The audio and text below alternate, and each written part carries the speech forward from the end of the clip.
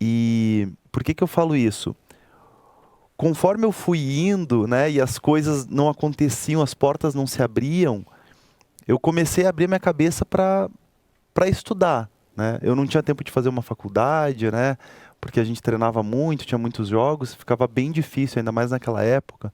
Hoje tudo online é muito mais Facilita bem. fácil, né? Facilita bastante. Naquela época era bem mais difícil, não tinha como, era impossível. E aí eu comecei a trazer um pouco o lado empreendedor, eu acho, mesmo com 17, 18 anos. Por quê? Meus pais não tinham condição de me ajudar. O clube que eu jogava é, me pagava de vez em quando 100, R$ 150 por mês. Né? Não dava para fazer Era uma absolutamente ajuda de nada. custo, Era uma basicamente. ajuda de custo. E aí eu precisava de alguma forma sobreviver naquele período que eu estava fora de casa, né, jogando em Caxias do Sul, meus pais em Santa Cruz, e de uma certa forma tentar ajudá-los, né? Ainda que com um pouquinho. Aí o que que eu fazia, né? Esse foi o meu primeiro, assim, estalo para ser um empreendedor, eu acho, né? Porque eu ia para o Paraguai comprar perfumes com preço muito baixo, o dólar estava na época 2, 2 e pouco, sem imposto nenhum, então fazia 8, 9 horas de ônibus, de van, aquelas van clandestinas, não aconselho ninguém a fazer isso, mas era o que tinha na época. E aí eu conseguia juntar um dinheiro ali, ia lá, comprava uns 30 frascos de perfumes, né? Era Paraguai, mas eles eram originais, tá? Pra quem não sabe, o Paraguai também vende produtos originais. Bastante.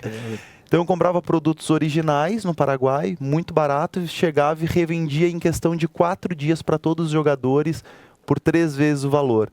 E ali eu conseguia fazer uma renda muito Já legal. estava ganhando mais dinheiro como empresário que como jogador naquela Não, época, muito então. mais, muito mais. Ganhava muito mais dinheiro vendendo perfume do que com futebol. Mas claro que meu sonho era conseguir chegar E num isso, grande e time. isso sem estudo para isto, né? Você, em Não, nenhum sem estudo momento nenhum. foi Não, eu não temos. sabia precificar, eu não sabia fazer cálculo de margem, não tinha fluxo de caixa, eu não sabia fazer absolutamente nada, né? Mas eu entendia que se eu comprasse a 30 e vendesse a 90, Tô eu ganhando ia ter uma margem 3 boa, vezes mais. 3 vezes mais, né? Claro, aí depois eu fui começar a entender, né, como precificar. Porque na minha cabeça, pô, eu comprei por 30, vendi por 90, eu ganhando 60. Aí eu comecei depois a colocar o preço da passagem, a alimentação, comecei a entender um pouquinho, né? esse esse DR aí, comecei a entender um pouquinho mais. Mas foi assim que eu comecei um pouco o lado empreendedor, né? Então você foi o precursor de um negócio que hoje a gente, quando viaja, vira e mexe, chega em algumas cidades, chega aquele povo com mala nos hotéis dos jogadores, com camisa, boné, Uhum. perfume, relógio.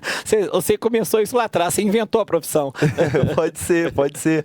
Fiz muito dinheiro com isso, bastante dinheiro. E isso aí durou todo o seu período no Sul, até você vir para o Cruzeiro, você ficou empreendendo dessa forma, até pela proximidade física que você estava do Paraguai? Aí eu saí de Caxias, aí fui pro Metropolitano, lá em Santa Catarina, em Blumenau. Joguei lá eu fazia a mesma Depois coisa. Chapecoense, não é isso? Aí no Metropolitano eu já era profissional, só que eu Uhum. ganhava em torno de R$ 800, era muito pouco. Eu conseguia triplicar, quadruplicar praticamente o salário fazendo essas indas e Com perfume. vindas, né, com perfume. Aí eu fui para Chapecoense. A Chapecoense não era a Chapecoense de hoje, só jogava o campeonato estadual, Uhum. profissional, mas só jogava estadual. E aí eu estava um pouco mais próximo, Chapecó do Paraguai, e aí eu fazia isso também. Meus primeiros 2 anos de profissional eu tinha que fazer isso para sobreviver. E depois